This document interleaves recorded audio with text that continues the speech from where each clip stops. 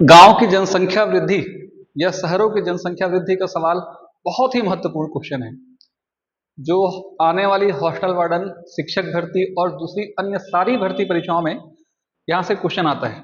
आप ये नहीं कर सकते कि एक टॉपिक परसेंटेज का है, चक्रवृद्धि ब्याज का है, साधारण ब्याज का है, या फिर अलग से कोई एक नया अध्याय है जहां हम जनसंख्या वृद्धि को पढ़ रहे हैं। चलिए स्टार्ट करते हैं, सीधे हम ट्रिक पे पहुंचते हैं।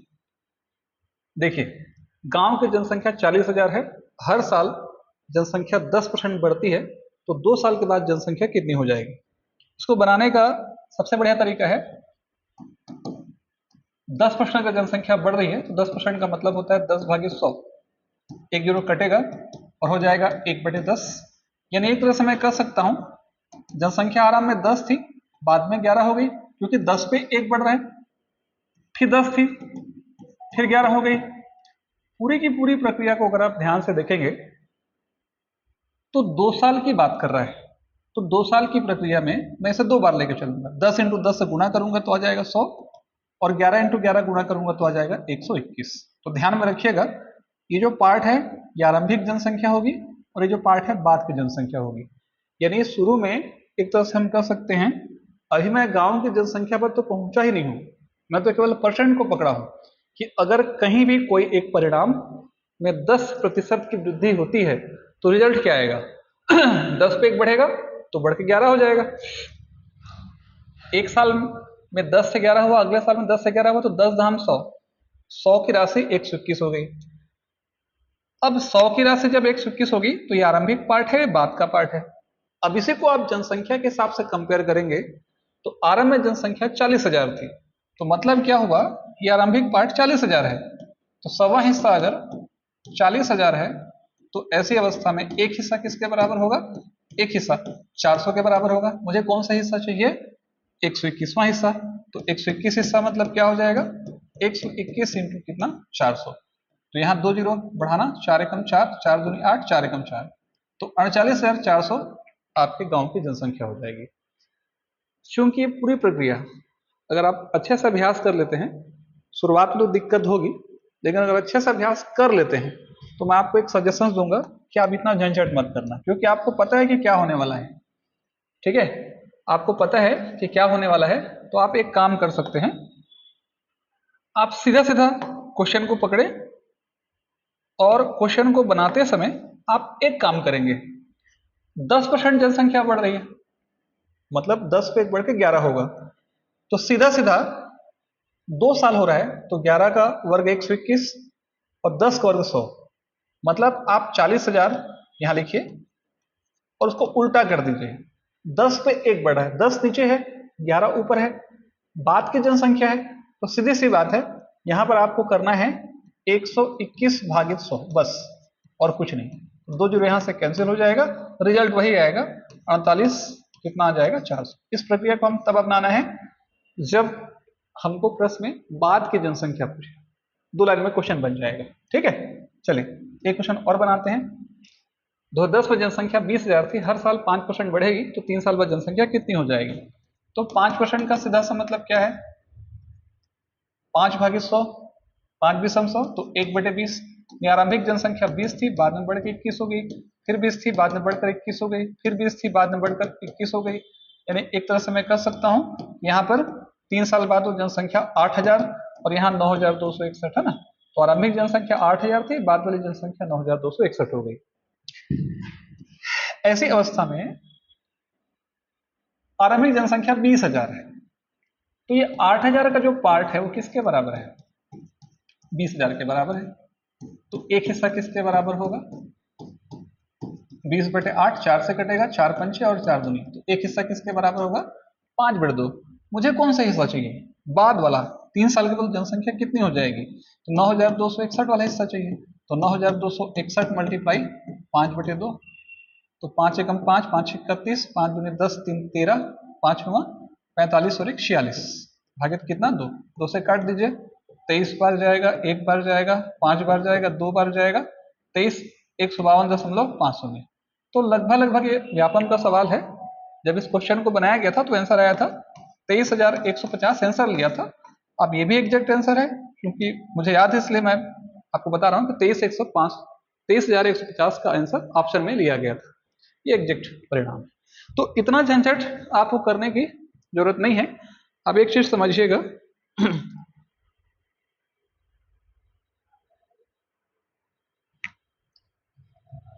देखिए आप जब इस क्वेश्चन को बना रहे हैं तो इस क्वेश्चन को बनाते समय सीधा सीधा इतना झंझट हम क्यों करें?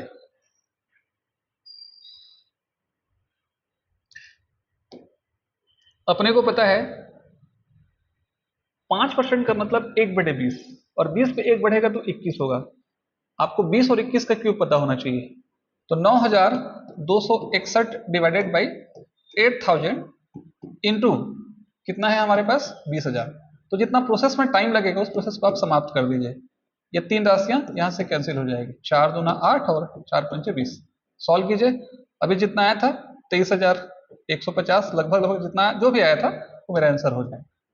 तो प्रोसेस में हमको सिर्फ इस परसेंटेज को दिमाग में रखना है कि 20 पे 1 बढ़ रहा है तो 20 का 3 साल में हो रहा है इसलिए 20 का क्यूब, और 20 में 1 बढ़ा तो 21 का क्यूब। 20 का क्यूब 8000, 21 का क्यूब 9261।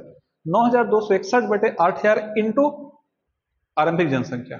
ठीक है, तो सीधा सीधा मेरा आंसर आ जाएगा यहाँ पे। चलिए नेक्स्ट क्वेश्चन की ओर बढ़ते हैं। तीसरा क्वेश्चन, शहर की वर्तमान जनसंख्या 484 है। प्रत्येक साल अगर 10% बढ़े तो 2 साल पहले जनसंख्या कितनी होगी? एक चीज और, मान लीजिए किसी कारणवश आपको कंफ्यूजन हो रहा है, आपको समझ में नहीं आ रहा है, तो इन सब सवालों को बनाने का एक तरीका और भी है। आप इसे ऐसे ही बना सकते हैं, P1 plus are upon, result उतना ही आएगा ऐसा, है ना। ये अमाउंट का फार्मूला है, मिश्रधन का फार्मूला है, चक्रवृद्धि ब्याज के अंतर्गत जनसंख्या वृद्धि का ही फार्मूला है। 2010 में जनसंख्या 20,000 थी तो आरंभिक जनसंख्या 20,000 रखेंगे। कितना बढ़ गया जनसंख्या? 5%, 5 रखेंगे, यहाँ 100 रखेंगे। और कितने साल बाद चाहिए? 3 साल बाद, तो 3 रखेंगे। तो आप चाहें तो इस क्वेश्चन को इस तरीके से भी बना सकते हैं ना। यहाँ 105 बटे कितना 100, देखिए काटेंगे तो उतना ही आ रहा है, कोई अंतर थोड़ी आ रहा है, कुछ अलग थोड़ी बता रहा हूं मैं, है ना। 20,000 सॉल्व कीजिए, 21 बटे 20 पूरे घात कितना होगा 3। तो समय खराब करने का शौक सभी को है, तो आप 9261 इस मेथड का प्रयोग करके आप जरूर अपने भविष्य को बर्बाद करने की प्रक्रिया आरंभ कर सकते हैं। जब हमारे पास एक तरीका है तो हम क्यों मेहनत करें इसमें, है ना। रेगुलर मेथड को छोड़ेंगे तभी तो कुछ परिवर्तन आएगा। तीसरा तरीका, शहर की वर्तमान जनसंख्या 484, हर साल 10 में बढ़ती है।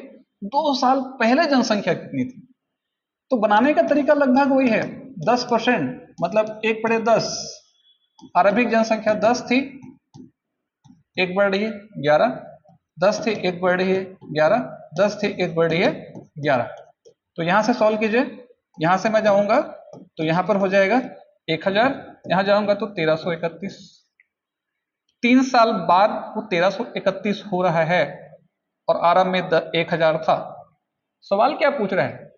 वर्तमान जनसंख्या 484 है, 10% बढ़ती है 2 साल पहले। यहाँ एक मिस्टेक हुआ है, थोड़ा सा सॉल्व कीजिए। 2 साल पहले पूछा है, तो 2 साल पहले पूछा है तो 10 दहम 100 और आसान हो गया क्वेश्चन। और 11 11 में कितना 121, 2 साल पहले पूछ रहे। 484 अभी की जनसंख्या और पहले का पूछ रहा है। तो देखिए अगर पहले का पूछे तो मतलब इसको पूछेगा वो, और वर्तमान मतलब ये बढ़ करके उतना होगा, तो ये वाला पार्ट ध्यान रखिए उसके बराबर होगा, वर्तमान जनसंख्या के बराबर। और पहले का पूछा तो इसको निकालना है। इससे पहले के 2 क्वेश्चनों में अभी इतनी है तो आगे कितनी होगी पूछा था, यानी ये पूछा था और ये दिया था। इस बार क्या है, ये दिया है और ये क्वेश्चन के रूप में पूछ रहा है। तो आप 121 हिस्से को किसके बराबर करेंगे? 484 3 जीरो के बराबर करेंगे। कितनी बार जाएगा? 121 चौके, तो एक हिस्सा 4000 के बराबर है, तो मुझे कौन सा हिस्सा चाहिए? 100वां हिस्सा। तो 100वां हिस्सा किसके बराबर हो जाएगा? ये हो जाएगा, 2 जीरो बढ़ेगा, 1 2 3 4 और 5, तो 4 लाख। तो आरंभिक जनसंख्या कितनी थी? 4 लाख के बराबर थी। हम चाहें तो इसे रेगुलर मेथड का प्रयोग करके भी क्वेश्चन को बना सकते हैं। ठीक है, अभी आपको मैंने बताया कि थोड़ा सा रैंक में आप पीछे और हो जाएंगे, तो क्या दिक्कत है, इतने साल तक तो तैयारी कर ही रहे हैं, है ना। थोड़ा सा रैंक और पीछे हो जाए, प्रयोग तो कर ही रहे हैं, है ना। तो कमजोर लोग अगर मैथ्स में हैं और नहीं समझ आ रहा है बाई किसी कारण बस, कमजोर का मतलब यहाँ पर अगर मैथ्स थोड़ा वीक है आपका, जो स्ट्रांग किया जा सकता है, तो आप इस मेथड का प्रयोग कर सकते हैं ना। बाकी मैं बोल रहा हूँ कोशिश कीजिए आप इस ट्रिक्स का प्रयोग करें। P1 प्लस आर अपन 100 का पावर माइनस n, n साल पहले जनसंख्या कितनी निकालना है तो पावर माइनस हो जाएगा। वर्तमान जनसंख्या 484,123 है। जनसंख्या क्या हो रहा है 10% बढ़ रहा है तो यहाँ प्लस हो जाएगा। कितने साल पहले बोल रहा है 2 साल पहले तो पावर माइनस हो जाएगा। 484,123 यहाँ कटेगा ये और कट के 1/1 और 1/10 पूरे का घात कितना होगा -2। 484,123 10 से कम 10 और 1 11/10 पूरे का घात क्या -2 है ना। तो 484 यहाँ पर अब पलट दीजिए तो 10/11 हो जाएगा और पावर में जो -2 है वो क्या हो जाएगा +2 हो जाएगा है ना। 11/10 था। किसी भी संख्या का घात अगर ऋणात्मक है पलटेंगे तो घात क्या हो जाएगा धनात्मक हो जाएगा। अब ऐसी अवस्था में 484,30 मल्टीप्लाई है ना, ये हो जाएगा 100 और ये हो जाएगा 121। काटेंगे तो उतना ही आएगा, 4000 बार जाएगा और 2 जीरो बढ़ जाएगा तो 1 2 3 4 और 5 जनसंख्या कितनी हो जाएगी 4 लाख। ये हमारा आंसर है। चलिए अगले क्वेश्चन में पहले साल 3% मतलब 3/100, अगले साल 4% तो 4/100 यानी 4/2500 1/25 और अगले साल 6% तो 6/100 यानी क्या हो जाएगा 2 तिया 2/25 यानी 100 था तो 100 पे बढ़ के 103 हुआ। यहाँ 25 था, यहाँ पर 25 था तो 25 से बढ़ के देखिए 25 पे 1 बढ़ रहा है तो 25 से बढ़ के 26 हो गया।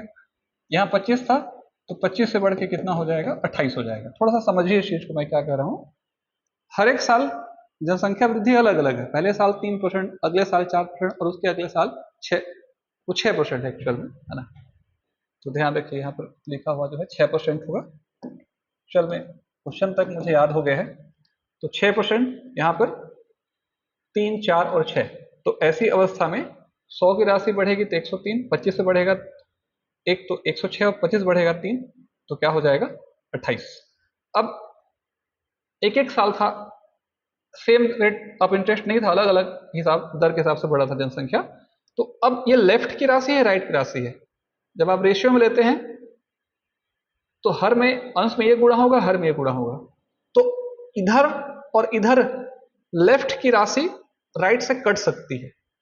जैसे देखिए 2 50 और 2 13 यहाँ पर ठीक है, और कोई राशि कटेगी 2 25 और 2 14 है ना। तो सॉल्व कीजिएगा तो इस तरफ क्या आ जाएगा 25 25 25 ठीक है, 25 का क्यूब। इस तरफ क्या आ जाएगा 103 मल्टीप्लाई 13 मल्टीप्लाई कितना 14।